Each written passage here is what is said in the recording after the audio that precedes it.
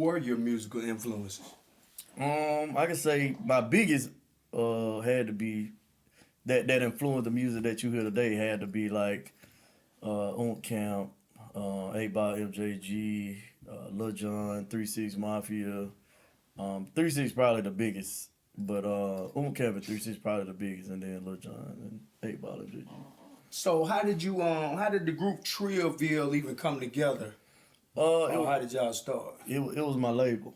So Trillville really was Trillville Entertainment. Okay. So it was my label. I thought I was like, Master P. I wanted to be like that. You know what I'm saying? Okay. Just put out a bunch of albums on a bunch of people.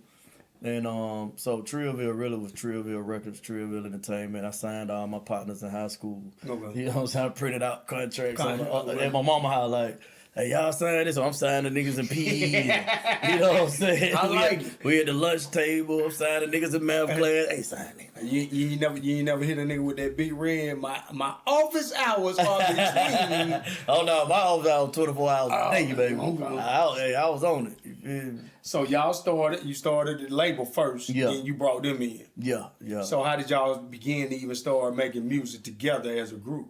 I was making beats. So by this time, my cousin from Bankhead, RP my boy Debo, but he let me use his beat machine. So I started making like drum patterns on his beat machine, and then I just started making beats, just a whole bunch of beats. He was like, make me some beats. So I just made like a million drum patterns. And then by the time I gave his beat machine back, I had so many drum patterns, all I had to do was just put music behind it.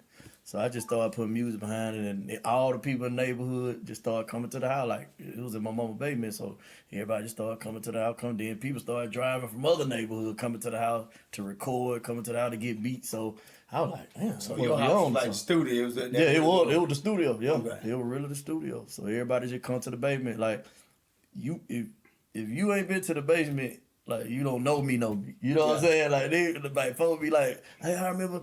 You ever been to the basement? My mom's basement? Nah, you wasn't there. You wasn't there. You ain't official. So, what was the first song that y'all knew that was a hit? Honestly, when we used to go to the club, because I had this label and it wasn't a group, we used to do so many songs. Like, we would go and do 6, 7 songs. Trying to figure it out. Yeah. And I, me personally, I ain't really care about one song for real. Yeah, I was just having fun. I was just getting the name out there. Mm-hmm. So you take somebody like Scrap, for instance. Mm-hmm. His song, he only did one song. So his song was huge. Headbuster was huge by itself. Our name was bigger than any song. Mm-hmm. So you knew who Trillville was, but you couldn't put a song together. You know what I'm saying? But like, that's Trillville, but no song. That's Scrappy Headbuster. You know what I'm saying? So it took me going to the BME office, talking to Vince, and I played the song for him. We gotta rewind. Yeah. We gotta get back to how y'all even signed the deal. Yeah. So I one of my partners gave me Vince's number, and I called him one day. I was like, hey, cool. I was like, man, folk keep telling me, man, what we doing, is dope. Like, people like our music. I said, I don't know how it sounds. I said, it might be good, might not. I have no idea. But people say they like it. You know what I'm saying? So it was something about the way because he was like, people usually come to him, I got the hardest shit. To be some of that bullshit. Yeah, and I said, I don't even know, bro. He was like, well, shit, come to the office, let me check it out. Okay. So then I came to the office, played the records. And then the song we had called Never Ever came on. Never Ever Get On My Level. He was like, that's your song right there. I said, that one? Because we were doing so many songs. Yeah. He was like, that's your song right there. I was like, all right, cool. Ever since then, we just started doing that song. So that's how we zoomed in on one song. Now we got to rewind back a little farther. Yeah. How did y'all even come about to making that song, and how did y'all come up with it, and what was the session like when y'all did? So I had made the beat already, and then I was just down there, and I was actually down there by myself at this time, and I was just down there, and with the other groups, there was so many other groups back then, so we stay fighting.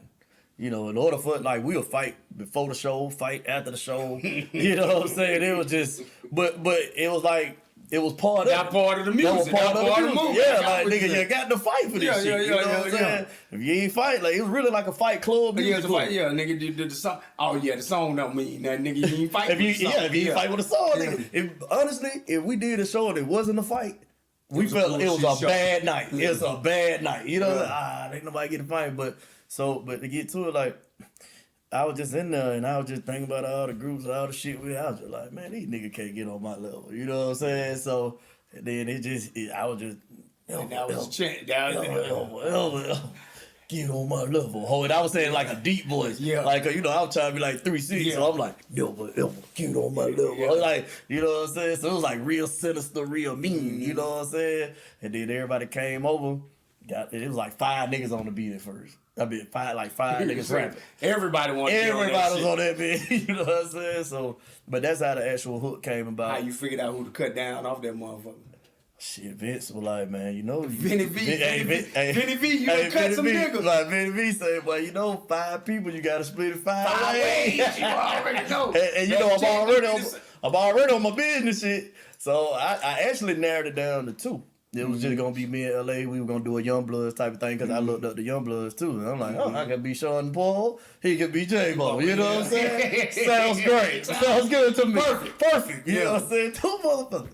And but Dirty Mouth had snapped so hard on that first verse. You had to keep. And me and him were like, you might have to keep Dirty Mouth too. So now I'm thinking Jim Crow. I'm like, I like Jim Crow too. Jim Crow, that's a cool group too.